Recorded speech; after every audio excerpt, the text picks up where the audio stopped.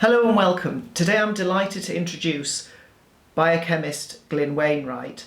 For over a decade, Glyn has been researching, reading, contributing to and publishing research in a variety of scientific and medical journals. He's also worked with eminent associates such as Dr. Seneff and Dr. Luca Mascitelli. Glyn has also had personal experience with statins and cardiovascular disease, so he's eager to share his biochemical knowledge on this poorly understood and important topic. Today, Glyn and I will be discussing cholesterol and myths about good and bad cholesterol, lipids, fats, sugar, high blood pressure, and statins. I've included images in the video version to help with understanding. And also, if you want to contact Glyn, all his details and links are in the description below. Hello, I'm Sarah, and today I've got Glyn here, who's a biochemist that's worked on cholesterol. And I worked on cholesterol in my postdoc when I did it on statins and cardiac myocytes. But Glyn is more of an expert than I am, so I'll hand you over to Glyn. Do you want to tell everybody a bit about yourself and your relationship with cholesterol? Yes, certainly. My background is research into cholesterol, which has been going back 15 years. I've been working with a group of international scientists and doctors, mainly doctors, who have been looking at every aspect of the relationship between cholesterol and heart disease. So first of all, let's introduce cholesterol. So what is cholesterol and what isn't cholesterol? Where does it come from? How do we make it and what's it for? Okay, so cholesterol is a very interesting molecule at the centre of a metabolic production line in the body. We take very simple molecules, just two carbon atoms in an acetyl, and we build it up in our bodies through various processes. There's quite a lot of products coming out of this assembly line, and one of them is cholesterol, which is then a point at which we go on to produce all the steroid hormones and vitamin D. Now, cholesterol itself is ubiquitous throughout the cells of our bodies. It's everywhere. And the cells themselves have a wrapper, which is the lipid layer, and all the structures inside the cells are wrapped in lipids. And the lipid, I should define, is a combination of cholesterol with fat molecules. You get one cholesterol molecule with every 4 fat molecules.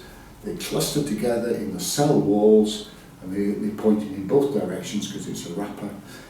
And those molecules are fundamental to the way the cell transacts with the outside world. So they are really important functional components of the body. Okay, so for people that are not familiar with membranes and lipids and stuff, why is the cell membrane and its structure so important for health? Well, the cell itself needs to contain the machinery of biological processes, and it does. The wrapper, the wall, contains the cytosol, the liquid inside, which is largely water. And the outside of the cell may be an adjacent cell, or it may be a passing flow of liquids such as plasma or blood. And we need to keep that mechanism contained, we need to keep it controlled, but it needs to do transactions with the world. It needs to receive messages, it's got work to do, it's got to send messages. If it's a muscle cell, it has to be long and stretchy. If it's a nerve, it has to stretch across the body like a wire. These cells are wrapped in a very strong layer. It's strong in terms of the size we're talking about. We're talking about a very nano scale here, very small wrappers made of these fats, which are as tough as polythene really when you get down to that level. And you need to be able to say, right, let's open up a little gap because we need to receive materials to work on. Mm-hmm. Or we may need to open up a gap here to release materials to be worked on. Or we may need to receive and send incoming messages and outgoing messages. Okay, so because it's a wrapper, and the body has to make it, would eating the wrong kinds of fats, which we'll come to later, drastically affect how well somebody's cell membrane functions, but also not having enough cholesterol, would those factors affect how well our membranes work? It would do. The membranes work off a particular set of fats, sphingolipids and phospholipids, and these fats have particular chains attached to them. They're like tadpole molecules, the only way I can describe them. Long fatty tails, the little head on them, and the head tends to like the water side of the membrane, and the tails all interlock with the tails on the other side to form the structure of the membrane.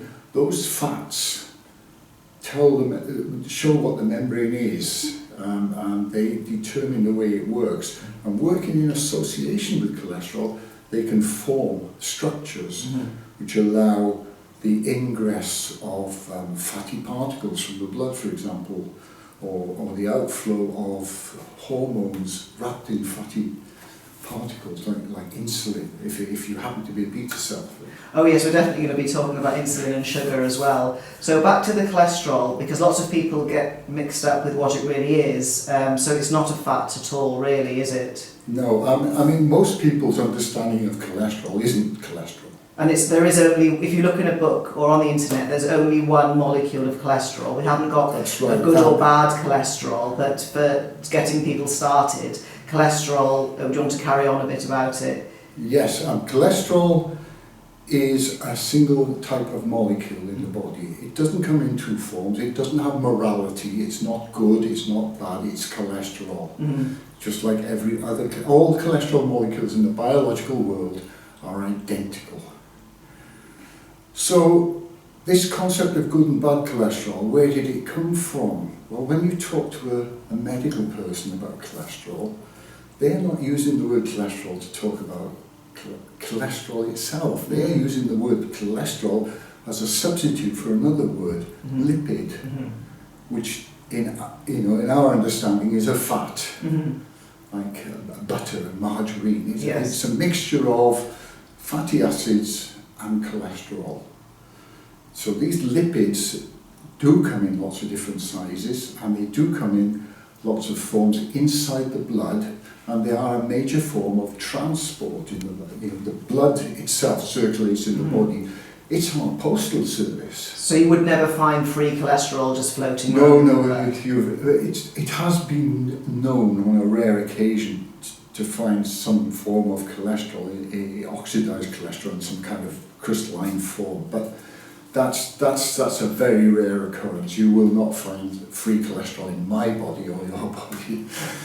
So far we've established that cholesterol gets lumped in with lipids and fats, whereas actually it's a different structure. It's like an alcohol, and the body makes it itself. About 80% is made by the body itself, because it has many functions. Yes. So you mentioned already cell membranes, but on a broadest term, what else does cholesterol do in the body, and what happens if we have low cholesterol? Because we hear a lot about having high cholesterol, which we'll talk about later, what that really means. But for now, what happens when there isn't enough?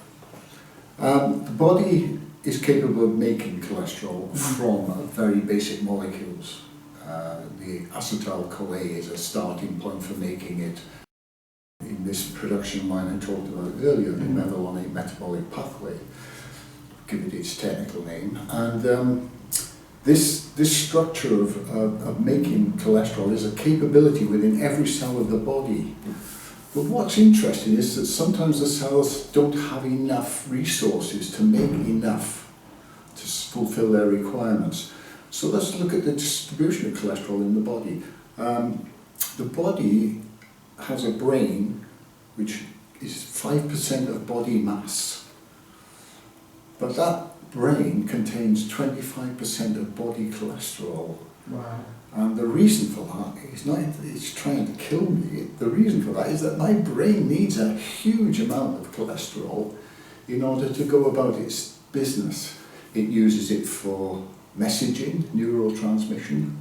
It uses it for insulating the nerves so that the message doesn't leak out. You know, if you think of it like a telegraph wire, the cholesterol forms the myelin which is the plastic coating on the wire, if you like, and at the ends of the nerves, in order to pass the message from one nerve to the next in the line, the cholesterol and lipid wrapper is used to parcel up the neurotransmitter, which jumps across the gums and makes the whole thing work. Okay, so that would mean there's implications for mood, neurodegenerative diseases, and such like. First of all, we're starting right in the top of the body in the brain, that Yes. those particular conditions could be exacerbated if the brain didn't have enough cholesterol. Yes, as part of the research we did, we were reviewing papers on violent death. Okay. And violent death, suicides and that sort of thing, in postmortems, there is a lack of fat and cholesterol, particularly in the central nervous system fluids and cells. So definitely, I would say that cholesterol is vital to good mental function. There are other reasons why those sort of things can be affected in the body by anti-cholesterol medicines, which we'll come on to talk about later. Oh yes, the good old statins. Let's start with a blood flow past some cells, shall we? Yeah. And in that blood there is a watery layer. Yeah. It's all mixed up as an emulsion, and there is a fat content. Mm-hmm. And the fat content is in droplets. Yeah. And it's a bit like a very dilute kind of mayonnaise, very runny mayonnaise, if Okay. you like. It's the same type of colloidal substance. And these fat droplets come with labels. Mm-hmm. They've got a little protein attached on the outside, and they come in different sizes. Okay. And we could get in, these lipids have to go through the cell wall in order to be useful inside the cell. Oh, okay. And the cells have to send out lipids, and this protein label on the outside, it acts like an address system. Okay. So, you know, if you think of the blood as the postal service, Okay. the watery part contains all the letters, which will just slip in easily into the cells because they can get through the cell wall by a form of diffusion or through some kind of specialized channel. Mm-hmm. But the big droplets of fat, you have to knock on the door and check the address. Oh, like so when you so there's a mechanism, yes, to open the cell. So yeah, that's for me, and I will take that particle into the cell and use it.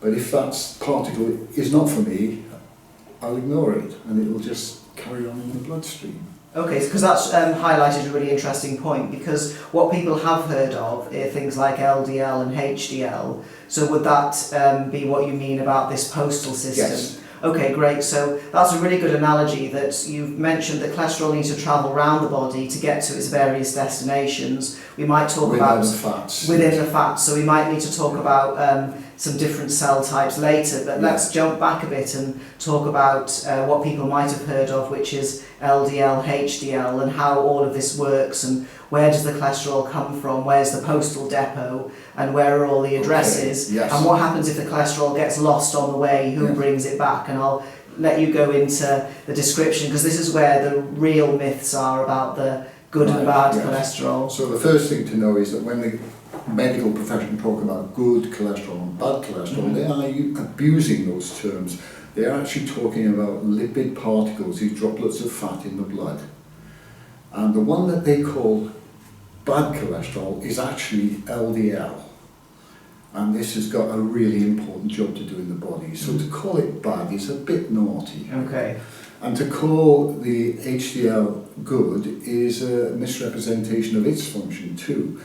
These two particles have a ratio of quantity in the blood. When everything's working normally, the large lipid particles, which are part of the delivery system coming out from, fats have gone in through the digestive system, they've found their way to the liver, and now the liver is sending them out around the body. And on the way to the organs, they get converted into these big LDL particles. They've got a label on them.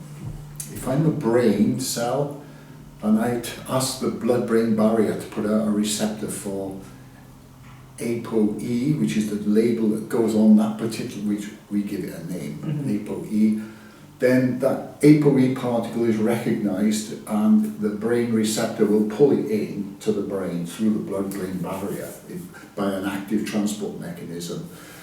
It's important that this mechanism is there because the brain is very fussy about what is allowed in and out. You can't have it allowing any infective particles in or out.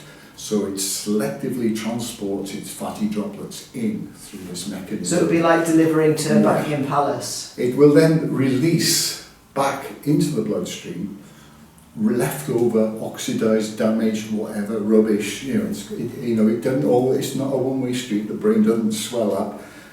Stuff goes back to the liver for disposal and recycling. And that goes back in smaller particles called HDL particles, the so-called good cholesterol. And we'll explain why the ratio of those two is important. The ratio actually tells you whether the system's working. Because if the LDL inbound to the brain is not being taken in, then the brain is not going to send any HDL back. Mm-hmm. So if there's a fault in this system, LDL will build up in the bloodstream and HDL will disappear from the bloodstream. And that's a really important point. That's a lipid dysfunction, but it's not the one that we're led to believe we have in our blood. It's a failure of the system to work, and its causation is not cholesterol itself. Cholesterol is just there in the mix with all the fats, trying to do its job, perfectly innocent, but something else has broken the system and it's not working. So to go back to the old way of thinking, people used to think that if you ate lots of saturated fat, your cholesterol went up and that was it. And it was because you did it and you ate too much fat, even though the body makes most of it itself. Yes. And any excess cholesterol, which you can get from diet, just if we've got enough, the body poos it out, basically. That's right. So the old view, which has been quashed, was that we raised cholesterol from bad diet. And now what you've said is it's a totally different mechanism that for some reason the LDL that we make naturally is building up. Do you want to elaborate on that a bit more? A good point there is since 2015 the FDA, which is the regulatory body in America, has declared that dietary cholesterol, the cholesterol we get through our food, is no longer a substance of interest in terms of cardiovascular health. Mm-hmm. That's a big shift. And the reason for that is that there is now a sense that this lipid function, this build-up of LDL in the blood, is not because we're making too much of it, because our organs are failing to consume it. And that's the end of the mechanism that we really need to focus on, because the guilty guy in our failure to recognize it is a molecule called sugar, or actually small sugars, glucose and fructose. Okay. That obscure the receptor mechanism. Okay, so if we go back to our postal analogy, because I love that. So lots of letters are going out, but there's something wrong with the address. Somebody's either scribbled over it or it's got lost. So all these letters, all cholesterol, is just building up in the body because it can't get to its destination, or it's knocking on the door of the cell and the cell's not letting it in. Exactly right. So the liver is sending that fatty particle for use by the organ. The organ knows which ones it should take in because there's a little label on it. Yeah. It reads the label, takes it in. But when there's a lot of sugar in the blood, those labels and that mechanism for reading the label gets damaged by sugar attachment.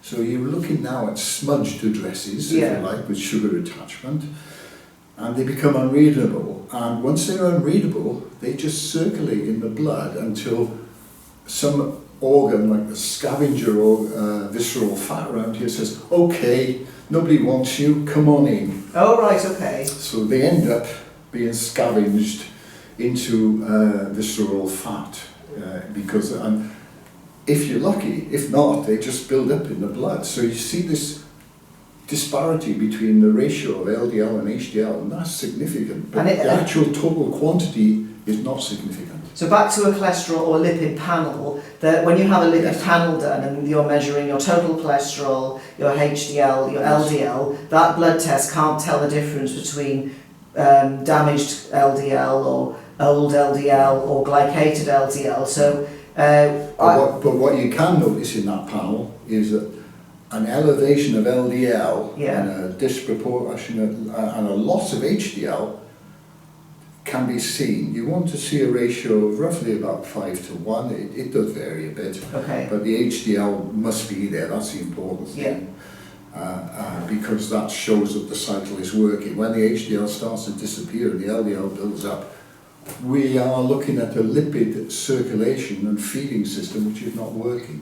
Okay, so from a blood test, somebody could have the beginnings of elevated LDL, but it hasn't been damaged yet, which we'll come into in a moment, about these oxidized or glycated LDLs, which are the problem. And in your cholesterol, well, in your lipid panel, it can't tell the difference between whether it's ordinary cholesterol or the problem cholesterol. There was a paper published in 2013 by some Israeli scientists who looked at some clinical studies. It was published in an Edinburgh Journal of Clinical.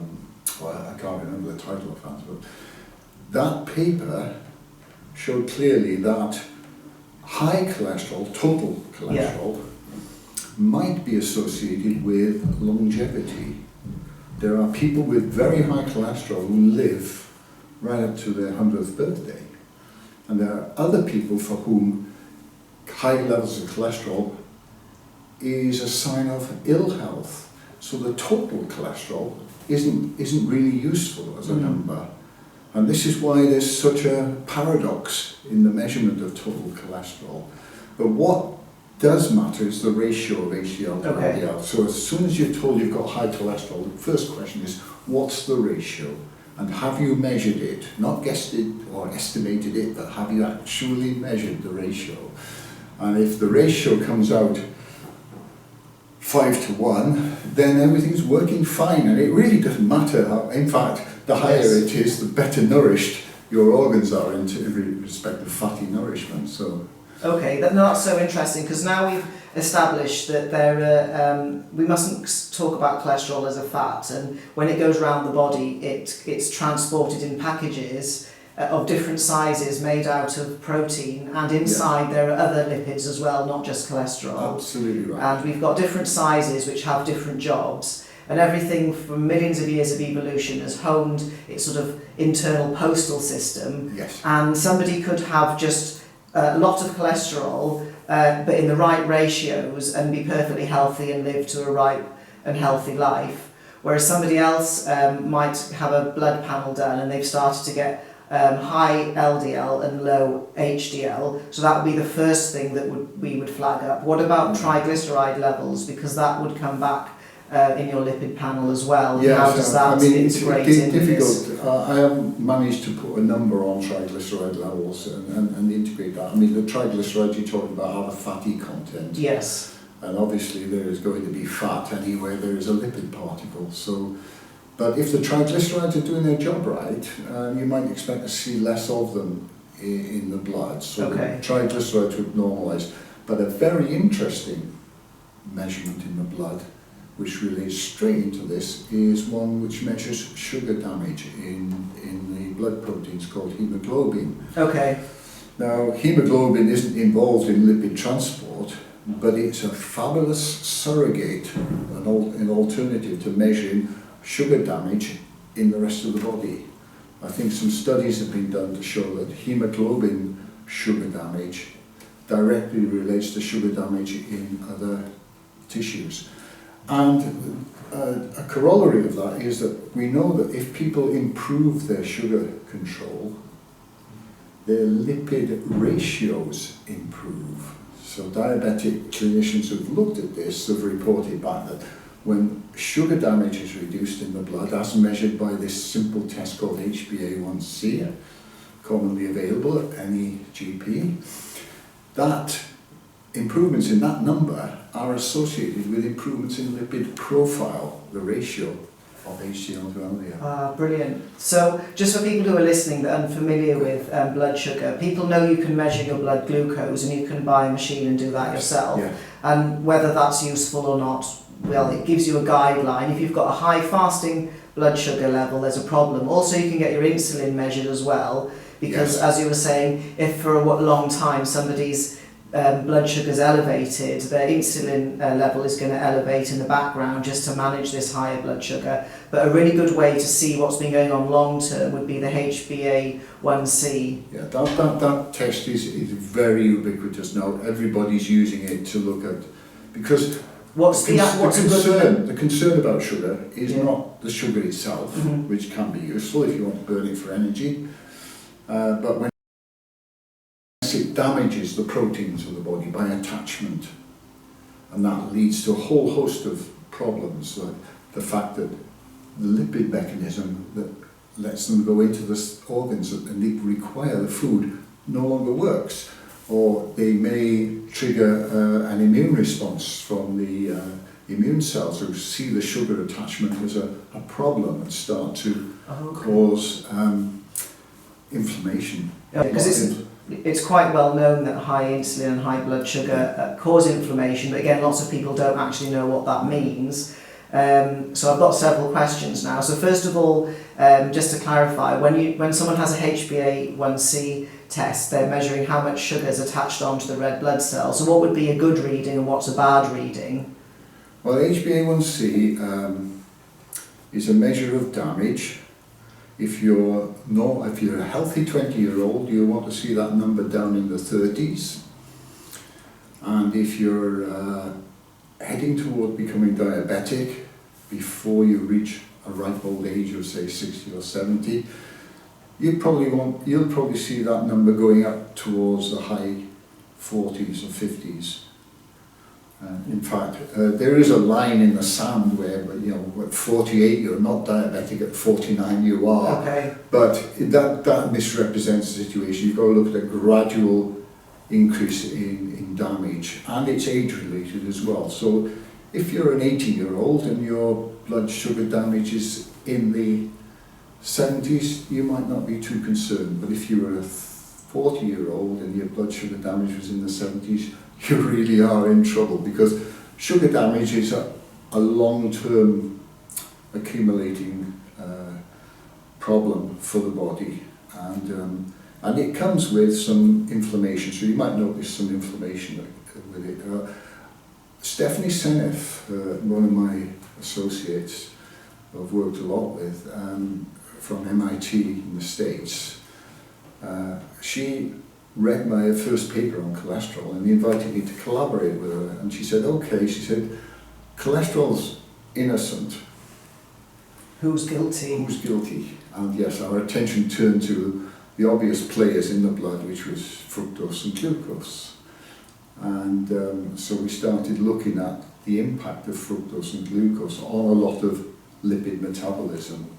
And the first thing we looked at was metabolic syndrome, which is a collection of illnesses which tend to strike when you become more mature. Both Stephanie and I are mature enough to want to worry about these kind of numbers, and we looked at the impact of the sugar on this mechanism, and the one I've described to you, where the sugar damages the intake, is the one that we saw over and over again in the literature. So we put it together and published on metabolic syndrome to describe how it was the sugar that was causing the buildup of fat here. It was the sugar that ultimately ended up here if it couldn't be used to generate energy in the body, because sugar is not a particularly useful building block in the body. If you break it down in glycolysis, you can actually build it up into some useful molecules, but you don't need a vast amount of it. But the sugar that you do take in is burnt and used to power the muscles and the neurons to make the energy that you need to live and think. But interestingly, there's only a few cells which need glucose, which are red blood cells, some neurons, and any other cells. That's right. And the rest of them can actually get by on on a product broken down from fats called ketone bodies. Because also for the non-biochemists, because lots of people they've heard of fructose and they think, oh, fruit sugar, that has a really low GI, it comes from fruit, it must be healthy, it's sweeter than glucose, so let's capitalise on this. But do you want to elaborate a bit more about fructose and how little we actually really need and what else fructose can turn into in the body? Because I think people are unaware that fructose can be turned into a variety of fats. My guilty secret is that in the dark days, say 20, 30 years ago, I would buy a fructose product for a diabetic member of the family because it didn't show on my blood glucose. We didn't realise at the time that the fructose was probably more damaging than glucose in the context of diabetes, for example. These two molecules, we've singled them out in the sugars because they are reactive molecules. They tend to attach to proteins in a reaction called the Maillard reaction. And we won't go into the technicalities of that, except to say it's a sort of chemical reaction you see going on when you're cooking on Sunday. Things go brown in the oven. That's the Maillard reaction. That's a reaction between sugars and proteins. And it's very tasty it is too when you eat it. Because also we're all nice and warm, so that's right, and it's happening at millions of times faster than it does at body temperature in an oven. But it still happens in the body, and the immune system goes to great lengths to clean up after it happens. I was just about to ask, can you de-glycosylate things? Yes, you can. Oh, right, okay. Yes. So I mean, it goes on all through your life. Your glucose there's going to be accidents, and so the immune system is set up to clean up. So if somebody's got back to the HbA1c, it's sort of using how much sugar there is on your red blood cells to make an estimate of how much sugar is stuck all over the rest of you. Yes. So say if you've got a high reading, you can lower that down by making some sensible changes in your life. You can indeed, yes. Okay. And you can try to control the amount of sugar entering the bloodstream. And where would we get sugar from? Just any kind of sugar-generating food. So we're talking about carbohydrates, which include things like rice, potatoes, wheat products. In fact, they tend to come from grains, grass grains, and they tend to be full of starch. And starch is a massive, like if a poppet bead was a sugar molecule, a poppet chain necklace would be a starch molecule. And so all the body does is take a piece of starch and chop it up into lots and lots, thousands and thousands of sugar molecules, and off they go into the bloodstream. And then we can go back to the sucrose, which is a glucose and a fructose joined together. So some people might think, well, I don't really eat fruit, I'm not getting any fructose, but they forget they're eating sugar, and for every glucose, you're getting a fructose. Yes, it breaks down slower than it does from cornflakes, I might add. Okay. You know, if you have the same amount of sugar in a bowl compared with a dish of cornflakes, the cornflakes will put your blood sugar up quicker than the sugar of an equivalent amount. It's just, so this thing called, you talked about GI, when you mentioned fructose earlier, the speed with which these things convert to sugar in the body is important, but they are going to convert to sugar. So they are going to ultimately put your blood sugar up. There are ways of slowing down conversion to sugar. But isn't the best way just to not eat it? That's right. People say, well, where am I going to get my energy from if I'm not eating sugar? Because sugar is the fuel. And the answer to that is simply that your body will say, okay, if you're not eating sugar, I am going to make you some. A process called gluconeogenesis, where we make new glucose. The clue's in the name, gluco, sugar, new, genesis, make it. And the body is capable of making sugar from fat.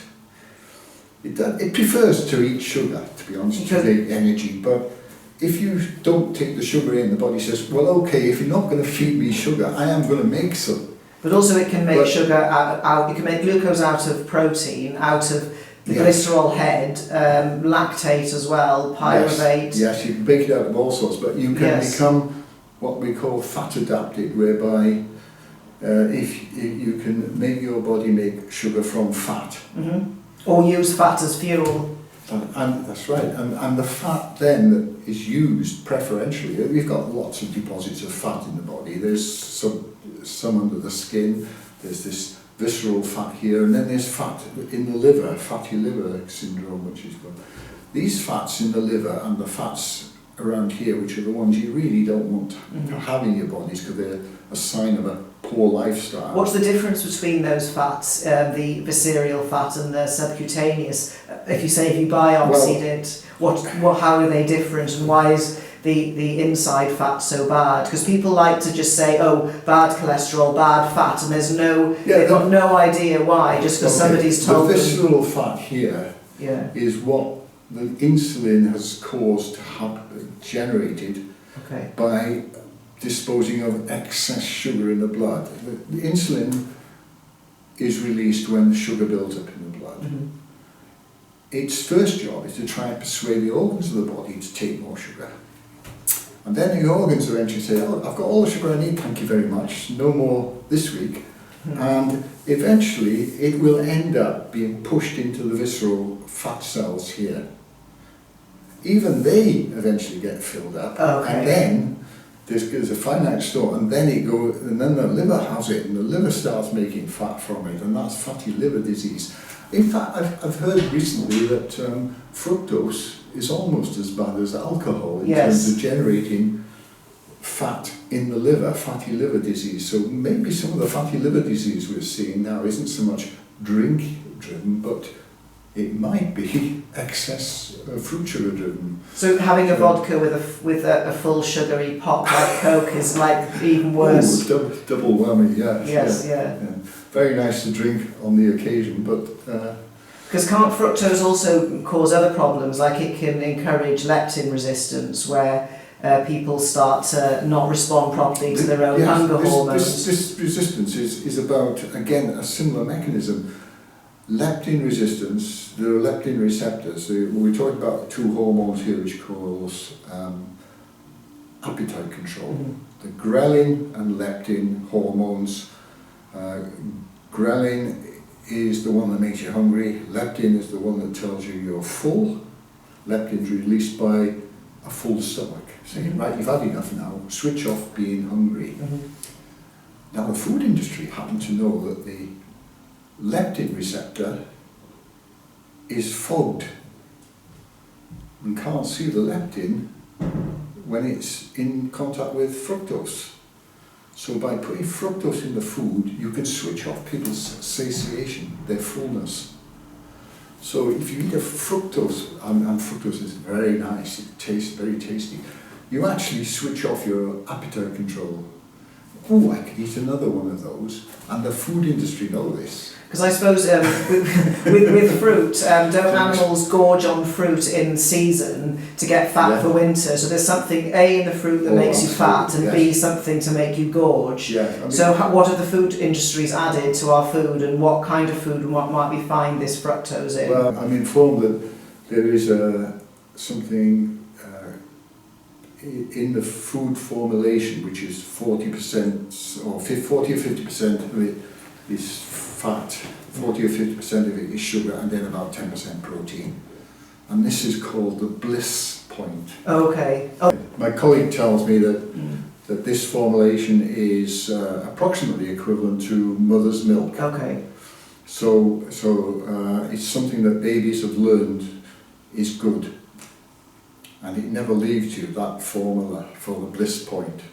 And all your foods that achieve that are attractive to eat and difficult to stop. Hasn't Dr. Mosley talked about that? Michael Mosley, he's mentioned the bliss point in a different way about why do we overeat. So first of all, for the overeating, we've got genetics to make us do that. Then the food industry doesn't help. So back to our story about cholesterol, good cholesterol, bad cholesterol. We've dispelled these myths that there's only one cholesterol molecule. We've talked about how sugar is bad and how it can glycosylate or attach itself to different molecules in the body. How do we tie all this into heart disease and LDL and cholesterol and blockages in the arteries? Why high cholesterol isn't to blame, we really need to be talking about lipids. Okay. So high cholesterol high is LDL. a meaningless term to me. Okay. Because it never comes as cholesterol, it always comes as a lipid. And it's what the lipids do that's important. So the lipids, why would they block an artery? Well, one of the things that bothers me a lot is I say this to people and they say they've heard about artery clogging fats. And I say at a dinner party, hold a pat of butter in your hand. And as that butter melts and runs through their fingers, say, right, explain to me how fats, which are designed to be liquid at body temperature, can block an artery, because liquids don't block. Fats have to be converted, to make them into solids, they have to be converted to calcium salts or some kind of, or the temperature has to go down. So yeah, I mean, fats will turn, lipids will turn into fats if you lower the temperature. So when you're dead and you're on the slab, that's a different situation to when you're alive and walking around and your body's generating heat. Now, we know that the plaque is formed inside the wall of the artery, not on the wall of the artery. There's this endothelium which is impenetrable.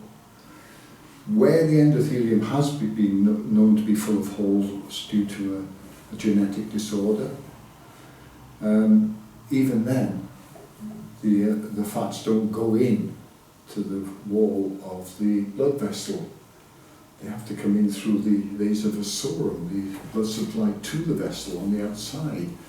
So that swelling that occurs is occurring inside the layers of the blood vessel. The blood vessel is a pressure vessel, it's got layers, and it's kept well maintained by its own supply of blood, which is coming in from the outside.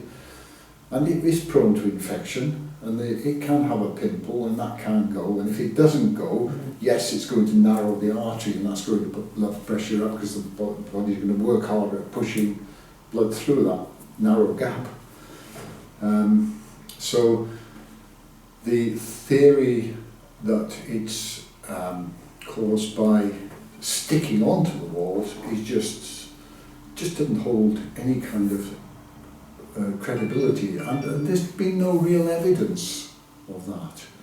Post-mortem results show that the endothelium is over the plaque, not behind it. So you know, we really have to come at this from a very different point of view if we're going to explain it. And the best explanation I've heard is infection.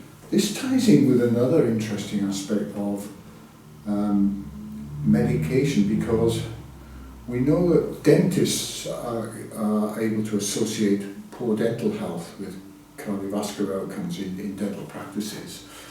We know that the kind of bacteria seen in post-mortem in the plaque are similar to the ones that cause infection in the gums.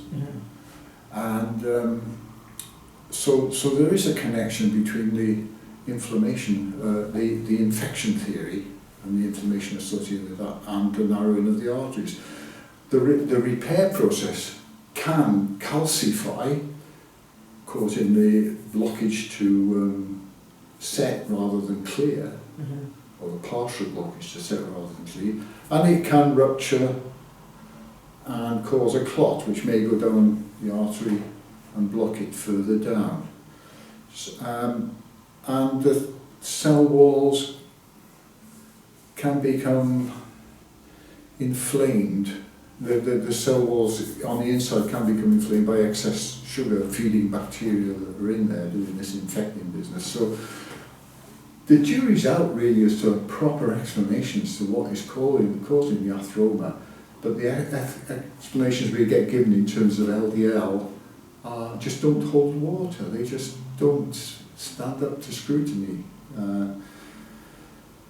So we really need to go back and revisit that issue. One thing I should say about statins is that they are antibiotic. They are toxic to living cells. They are very toxic to bacteria as well as to our cells. and they will shut them down because the cells require cholesterol. And if you shut down the cholesterol production in bacteria, for example, they don't use cholesterol, they use something similar, but it comes from the enzyme that statins act on is present in bacteria, and it will, so a statin will shut down bacteria. So there may be an anti-inflammatory effect from bacteria.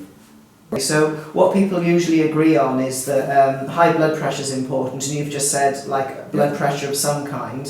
Sugar's important, whether it's damaging the LDL or whether it's feeding infection. What you're asking about in terms of sugar damage is interesting, because the cell walls themselves have a lot of protein content, collagen and elastomers in the blood vessels. They are designed to be stretchy, these cells, so they contain stretchy proteins in the walls of the cell, elastomers and collagens. They are vulnerable to attack from sugar, and I think that the sugar, when it attaches to the collagens and elastomers in the cell, in the blood vessel wall, stiffens it, because a sugar molecule doesn't come on its own. It's in a liquid environment, largely water, the plasma of the blood, and the water molecules attach to the sugar and make it.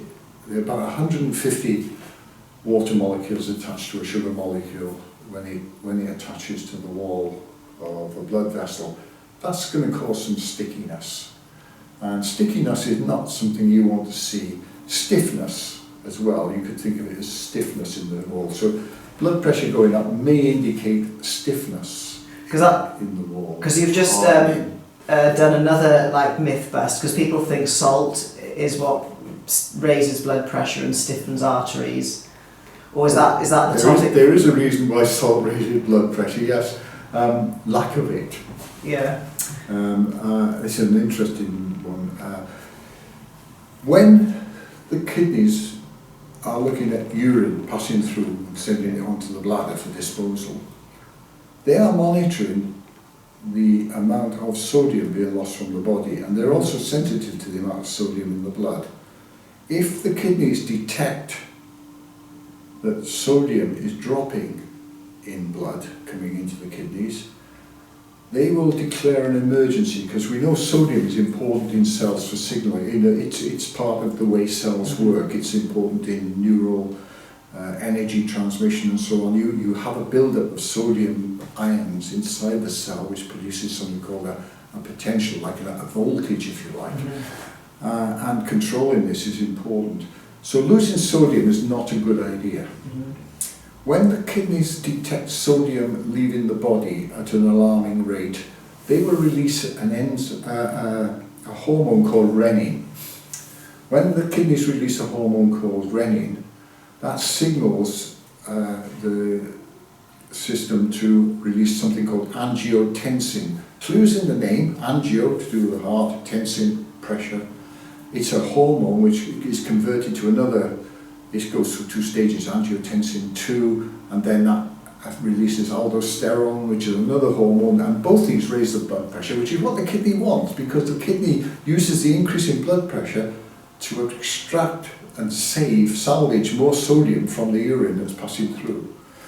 So the kidney is saying, oh, thank goodness the blood pressure's gone up, because I can now introduce sodium back into the body by extracting it back from the urine. You've just touched on another paradox, but aren't anti-hypertensive medications, blood pressure medications, don't they block? Well, this angiotensin pathway requires an enzyme called angiotensin converting enzyme. The ACE. And it's called ACE, that's yes. right. And there is a medication called an ACE inhibitor, like Ramipril or something like that, and that will block this process and try to stop the blood pressure from rising.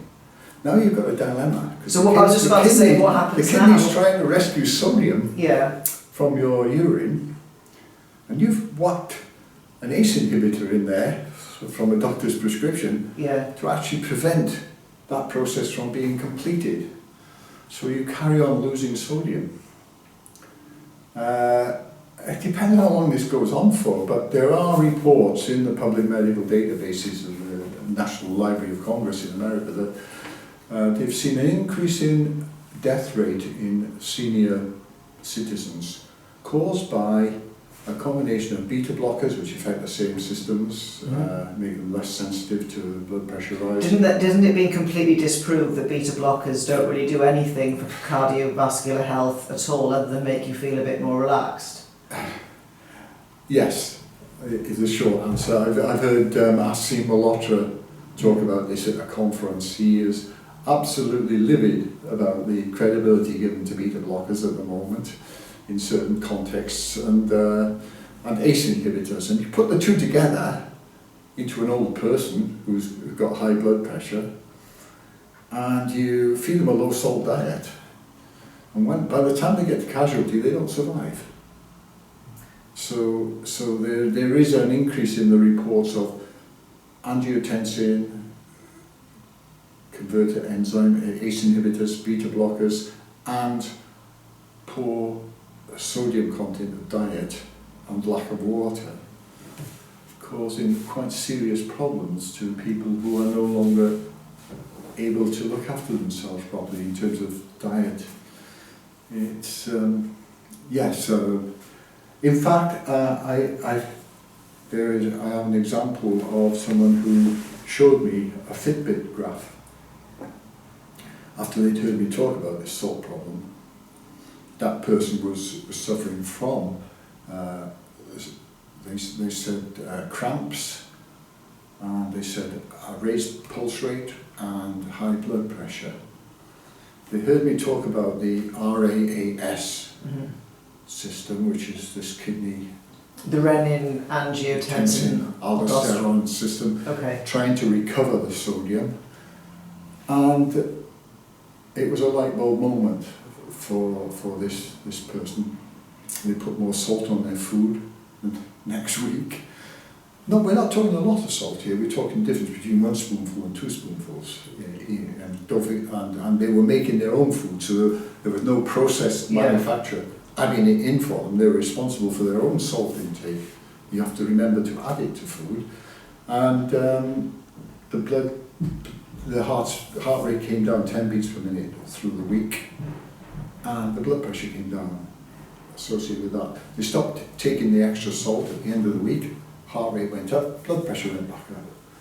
So the idea that reducing salt reduces heart rate and blood pressure flies in the face of the logic of the system.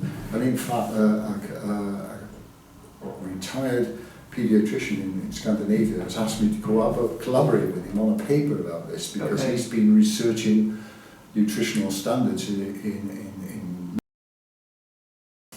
and one of the points he was making was that they set the nutritional standard for salt intake at 6 grams per day. But that's exactly the point at which the kidney declares an emergency. So if you're not getting extra salt in from somewhere else, like manufactured food and so on, you are actually, by following that recommendation, you tip yourself into the category possibly of needing, well, from the doctor's point of view, needing angiotensin and beta blockers to bring your blood pressure down. But it's the exact opposite of what your kidney wants. So there is something not right in the system. Because also, those kind of people are probably on statins as well, and have been told to eat a diet high in whole food and to limit fat. Yes. So what happens within that scenario where somebody's on statins and they've been told, eat more fruit and vegetables? We've not really talked about statins yet, have we? There was a toxin discovered years ago, which in red rice yeast, which we now call a statin. It was first exploited as a chemical weapon, but it proved ineffective as a chemical weapon. But by that time we knew that it could stop the body making cholesterol, which is the way in which it killed, in fact. It inhibited the mevalonic metabolic pathway. This chemical suddenly became of interest to the pharmaceutical industry, who, when they were told that cholesterol caused heart disease, Who told them that? okay, let's Let's do the history bit then. All right. Back in the 50s, a doctor called Ansel Keys produced a report showing that there was an association between cholesterol levels in the blood and heart disease by looking at countries. And he showed that there were countries with low heart disease and low cholesterol rates, and high cholesterol was correlated to high heart disease. Unfortunately, he didn't include all the countries that were where data was available. So his theory fit. The USA had high cholesterol, high heart disease. Japan had low cholesterol, low heart disease.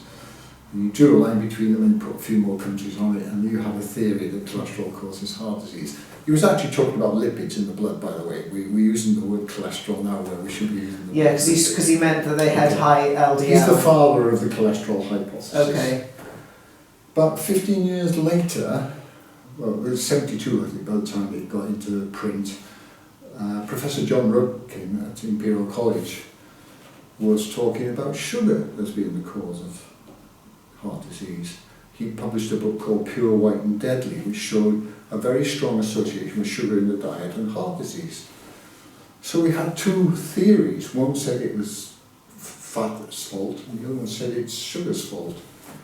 So who was right? Well, there was a lot of hot debate about this, and the evidence didn't really fit well with either of them for a while. The matter was resolved by political decision. In the late 1970s, there was a report, a Senate report, Senator George McGovern published a report saying we should eat less fat and eat more carbohydrates.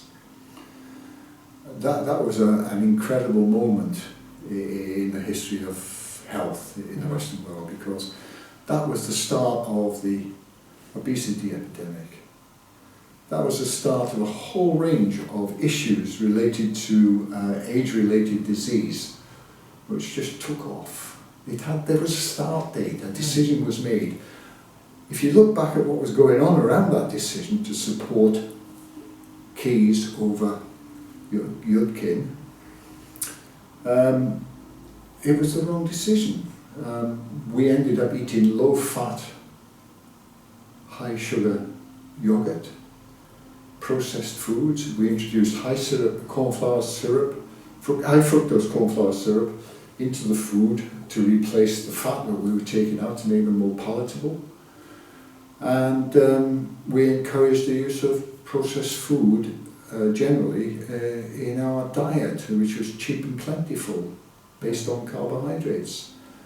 And suddenly we have an epidemic. You plot the lines back and they all kick upward at that moment. So we did something wrong in the late 70s in relation to our lifestyle and food. And we backed the wrong horse medically. But people had already were signing up to put in billions of dollars into cholesterol reduction. So it had to work. 40 years later, when it hasn't worked, we're saying, oh, it's going to. Yeah. We're still wanting them to take statins, even though we now know that there are huge side effects associated with them. 25% of the population in America are statin intolerant for genetic reasons. But you never get screened to see if you're one of those 25%. You just get your statins like anyone else. And you're just unlucky because you're in the wrong group. There's so much going on with the prescribing habits here. If they don't work, then you just up the dose, don't you? You don't look for any other reason why they're not working. You just say, oh, well, if you need to take more. It's just a crazy system. It is, and also, as you very eloquently explained about the high blood pressure and the medication there, how it's just making the problem worse. For people who are on statins and have been eating a low fat and high carbohydrate diet and are worried now that they've maybe learnt a little bit, what can people do? What do you think is the way forward for preventing heart disease? The way forward for preventing heart disease, I think, is to make healthy lifestyle choices to reduce your dependence on sugar and all the damage that it causes to the blood vessels and the protein mechanisms inside the body. So just take enough or less than you require for your daily energy needs. If you've already accumulated an excess fat in your body, it's worth reducing your sugar further in order to go to what we call fat burn. And you burn the fat for energy, and then you'll find that a lot of mature onset diseases associated with metabolic syndrome like diabetes will go into reverse. We've been told that you cannot reverse these diseases, but we are now seeing it happen with people who are taking steps to burn their fat instead of eating extra sugar. Because type 2 diabetes is just a disease of too much sugar in the body. Absolutely. And just moving it out of the blood into organs or into the blood vessels where it can increase infection is not solving the problem. Yeah. So I suppose you're a fan of low carb. I feel sorry for the insulin molecule. Yeah. It's got a hopeless task. Yeah. Because if it stopped working, then all that we can do is push more in. Yeah. And you're thinking, well, if it isn't working, how is more going to help? Exactly. And also, like you've said, weight reduction and getting rid of sugar is key. So insulin being a storage hormone is not helping the process because it's putting the person out of fat burning mode because insulin inhibits ketone production. Yeah. So I know that also bringing your personal life into this, you're very keen on a low carb way of living. I'm not sure if we talked about fasting because that will be another way which people can manage this. Yeah. But on the other very important topic, people who are on lots of medications and think, oh, if I stop statins, I'll have a heart attack. You actually yourself have experienced all of this firsthand. I did. So you're still alive here, you don't take the statins even though they probably tried many times to give them to you. I was a victim of the well man concept, whereby you take people who are well, yes, and you check their blood panel, and then you tell them what's wrong with them. When you go from being a well person to someone needing medication. Mm-hmm. So I was told at one point that my cholesterol was elevated and I needed to take a drug called statins. I didn't happen to know that the doctor was just back from a course where this was explained in detail by the pharmaceutical company to him, and I was the first person through the door that fit the profile. Yes. So I naively took this prescription to the pharmacy and cashed it in and took statins for 6 days. They came in a pack with 7 for a week, and you had several weeks in there. And day number 7 is still in the packet because on day 6 I said to my wife, I'm not taking this drug anymore because I now have 5 problems that I didn't have last week. And I think that this drug is responsible for those 5 new problems. I was confused, not thinking clearly. I wasn't able to read and concentrate on what I was reading. I had problems playing the piano. Some people say I can't play the piano anyway, but I enjoyed playing the piano, but now I couldn't. And I had eczema, which was a problem I got rid of 25 years earlier. And I was having nightmares. And I thought, all this has come about since I've started taking, exercise intolerance, that's another one, yes. I was aching just walking up the road and joints were aching. So I stopped taking it. It took me from the Saturday when I stopped taking it to the Wednesday to recover sufficiently to go in the loft and get my old biochemistry books down from the loft, and that was the start of a whole new career because my biochemistry books were published in the 1960s when cholesterol was the good guy, number 1, and it wasn't confused with lipids, it was cholesterol. And I could prove with these biochemistry books that everything that happened to me in that week was a result of cholesterol lowering. Mm-hmm. All my new problems were driven by lowering cholesterol. So I wrote it up. And I looked at how statins worked. There were no statins when my books were published, but there was the process that they influence. They inhibit a reductase step in the mevalonic pathway. And I could recognise that in that pathway, so I knew what was closing down in my cells and my body. And I went online and published my essay to a few poster sites which were seemed to be interested in cholesterol and heart disease. And I got an invitation back from a nephrologist, a kidney specialist in Stockholm, invited me to join his international group of doctors who were looking at this issue. I said, I'm sorry, I'm not a doctor, I've got some knowledge of biochemistry. He said, clearly you've got knowledge of biochemistry or you wouldn't have written that essay. He said, but we need people thinking like you who can come in and critically analyse what we're being told by the drug manufacturers.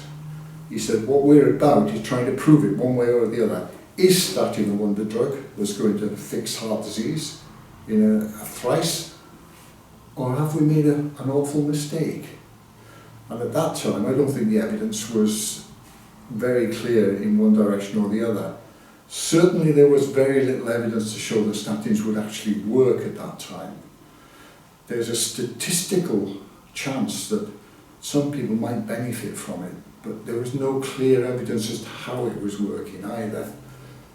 We now think that that effect may have been to do with its antibiotic properties. Yeah. So there are things called pleiotropic properties of drugs where they do things that you're not expecting. Yes, that was what my postdoc was on statins, yes. Yeah. But so there was this pleiotropic issue, and it still exists today. My co-author, Dwayne Graveline, who invited me to write the first chapter of his book about statins, he always said that low-dose statins, at the level at which they don't reduce your cholesterol, might have some slight benefit. He was always thinking there's got to be some reason why we're seeing some statistical improvements. One of the statistical improvements you see is a reduction in cardiovascular death. But when you look at the trials, there are lots of other interesting things going on in the statin trials. The 4-year simvastatin trial, for example, shows that there is a reduction in death compared with the placebo group. But the placebo group, for some reason, is dying quicker than the rest of the population of an equivalent age and health. Mm-hmm. So something was mismanaged in that group. And there's a suspicion that non-cardiovascular deaths were being shifted out of the treatment cohort into the placebo cohort. That's a suspicion. We can't prove it because it's only statistical. But of course, if you do die of a non-cardiovascular outcome, that's a tick in the box for the cardiology department, isn't it? And the kidney specialist who recruited me must have been seeing this, thinking, well, hang on, they're not dying on cardiology's watch now, they're queuing up outside the door for dialysis because they're damaging their kidneys due to rhabdomyolysis or this liver failure, or, there were so many other things going on when people started taking statins, that it was bound to be a win situation for the cardiology department. So when you look at all-cause mortality in the concept of these trials, there's very little data available. And whether they collected it or not, they are refusing to release all-cause mortality data. And I'm sure that if we saw that, we would see a different outcome. In fact, the rules of clinical trials were changed just over 10 years ago, I think. And since the rules were tightened up and you had to report all-cause mortality, we've seen no new cholesterol-lowering drugs enter the market. Yeah. And the ones that have attempted to come through, the non-statin attempts, have been failures. So, attacking cholesterol is not a great idea, and the pharmaceutical industry keeps being disappointed at all new attempts. But it's still making billions out of the original statins, so... It takes a lot of time for things to filter through. It does, that's right. I mean, the most important question you can ask about a drug is this drug going to lengthen my life? Yeah. Or defend my life? And is this drug going to make me feel well? statins are usually used at a level where they don't necessarily reduce the length of your life. And in fact, some would argue they add a few days on. If you took statin for 20 years, you might get an extra 2 or 3 days, statistically speaking. But they make you feel unwell. So why would you take a drug that makes you feel unwell? I was talking to a BBC producer, Roger Vadim, about a Radio 4 programme that they did on statins back in 2008. And in that programme, a variety of statistics came out about the effectiveness of statin drugs. There was a report that there's a concept called numbers needed to treat. This is the number you need to treat in order to obtain a result. So for statins, for example, if you've got 100 people to take them for 2 years, you might prevent 1 heart attack. Not necessarily a fatal one, but you just reduce the number of heart attacks by 1. So that sounds good, doesn't it? But if you turn it on its head and say numbers needed to harm, and say how many of those 100 people will suffer side effects, adverse side effects? 10. Okay. And of those 10, 1 of them might be fatal. Okay. So basically you've traded a heart attack for something else. Malcolm Kendricks talks about just changing what it says on the death certificate. He said it doesn't do anything except change what you die of. Gosh. You know, so instead of dying of a heart attack, you'll die from rhabdomyolysis, kidney failure, cancer, you know, whatever. It's scary, isn't it? Well, it's pointless. I know. It's pointless. And you don't feel well while you're taking them, so... Yeah, it's like quality of life versus quantity of life. Absolutely. Do not take a drug if it affects the quality of your life adversely. Thank you very much to Glyn for coming and educating us on all of this, and it was a pleasure to talk to you. I've learnt so much. Well, thank you very much for listening.